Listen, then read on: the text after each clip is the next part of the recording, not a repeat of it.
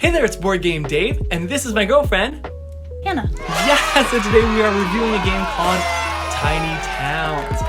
This is a game that I've had for about a month now, and we've been playing it together a ton, and we've been playing it with your family and with my family, and it's been all over Pennsylvania and Pittsburgh, and we've been playing it a ton, so I thought it'd be nice to have Hannah along for the ride as we review this fantastic game. Tiny Towns is a family game for 1 to 6 players in which players take various resources, add it to their grid, and turn those resources into cottages and farms and wells and cloisters and things like that in order to build up their tiny town. Whoever has the most prosperous tiny town at the end of the game wins. As usual, I have a 7 criteria system for reviewing games, and today Hannah and I are both going to be scoring tiny towns based on those criteria. First, the art and components. So, what do you think about the art and the components? I really like it. I think it's very aesthetically pleasing. I like the colors. I like all the purples and blues. Everything kind of pops. Yeah. And I like that there's like animals involved, not just buildings or houses. You know, there's little critters in there. Yeah. I really like it. I really like the style too. Yeah, hedgehogs and the birds and the bird It's very, bath. yeah, it's very calming and pleasing. Yes, it's calming is a good word, but also vibrant. You know, it's not like super pastel. It's got some nice popping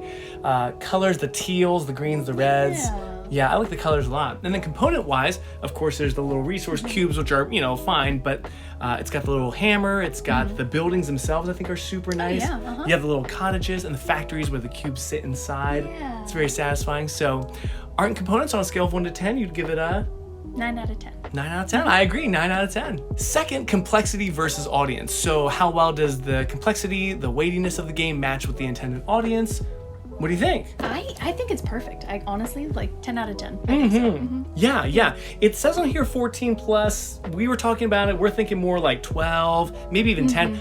I know a lot of kids who are really strong gamers. I mean, 8 and up if you have like a real gamer. Yeah, you have to be 14 for sure. But the intended audience obviously is families, gateway games for non-gamers. I think this is really, really solid for that kind of audience. I give it a 9.5 out of 10, only because some of the cards, some of the buildings can be a little bit tricky with like adjacencies or like unique buildings and stuff, but beyond that, it's a fantastic family game, super solid. Third, thematic integration. So do you feel like you're building a town? Are there mechanics that sort of like feel like building? Yeah, placing the buildings in the town for sure.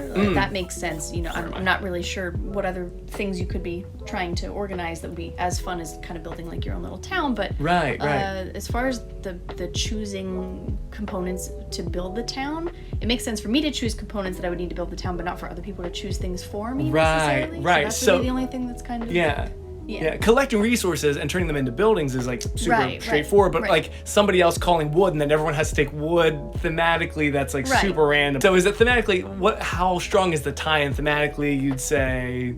Like a 7. 7? I'd say 7.5 because the building is there. I mean, you know, that works, but not a super thematic game. Fourth, intuitive mechanics. So, is it intuitive to teach? Is it easy to learn? Yes, I think so. Yeah. I think this is a really good family game. For sure. You don't have to be a gamer. You say a resource, you put a cube on your thing, and honestly, teaching this is super fast. Like every time I've taught it, it's like boom, boom, boom. Let's jump right in. So he's a great teacher though too. So thank you.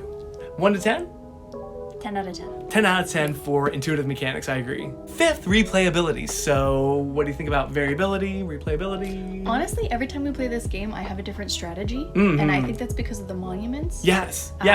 So depending on what I get, and also, of course, the building types that we get change too. So, but the monuments are really what ends up determining how I'm going to play the game. Yes. And I really like that because I think so far we've played like, what, 10 times maybe?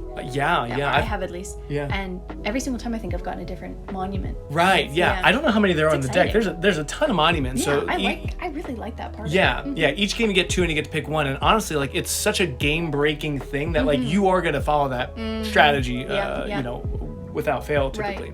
Right. So yeah, and there's tons of different buildings in here. There's tons that we haven't even seen yet. That's true. There's a lot of replayability about mixing up those cards. People, so we keep using like the base. Yeah, but there's a lot more to explore. And I found out the other day that there's 2 expansions for Tiny Towns, Fortune and Villagers, I believe. So I was watching some videos on that.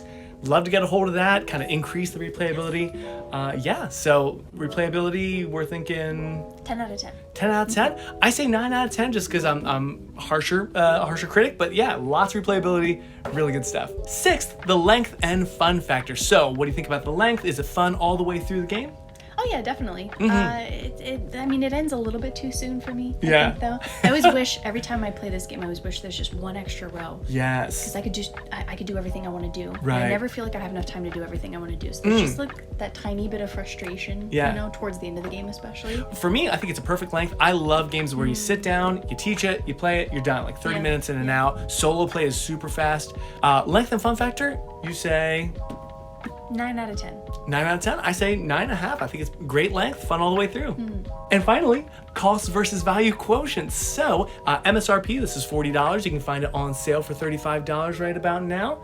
Is that a fair price? What would you say? I mean, I don't buy board games. You buy all the board games. So I don't have as much of a reference for this, but I would expect a game like this to be like more like $30. But at the same time, I think I would pay $40 for this game. Yes. Now knowing, you know, just because it's so fun. Yeah, and exactly, my family exactly. loves it so much. Yeah, for sure. I will say that like the box is so. I remember being really surprised about this when you first. We played the game and I hadn't really seen the box. Right. And we were going to put it away and I'm like, wait a minute. It's in this huge box. Yeah. It feels like it should be one of those games that's You in could like fit a it- small little like yes. point salad size box or something. So the box is a little bit big. You might be imagining a lot more components in here, but it's 6 player boards, some cards. It looks like a more complex game too because of the size of the box. That's true. Yeah, That's what I think. So cost rating out of 10, you'd say 8 out of 10. 8 out of 10. I say 8.5 out of 10 for Tiny Towns. And it looks like our final average overall score for Tiny Towns is exactly 9 out of 10 for both of us, even with all those 0.5. So 9 out of 10, a phenomenal game, really fantastic. It's a game we keep coming back to.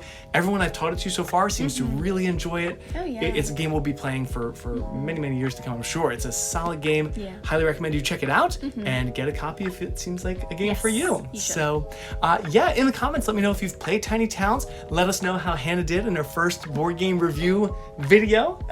And in the meantime, have a wonderful week. Take care and happy gaming. bye.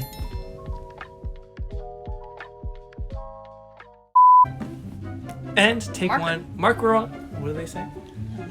Take one. Scene one. Marker. Yeah. All right. Fantastic. Today we are reviewing a game called Tiny Towns. This is a... Oh, it's upside down. Okay. Clap, clap, clap. Clap, clap, clap. We're back. Oh, wait. I didn't even clap. I'm glad we restarted. Okay. 5th is replayability. So what do you think about variability, replayability? Start over. Totally role playing. And finally, cost versus value quotient. So, MSRP's $40. You can get it right now for about $35. Is that a good price? Did we start? No, I'm just... Okay. You were like down here and I was like, cost You versus... really started while I was looking at my face?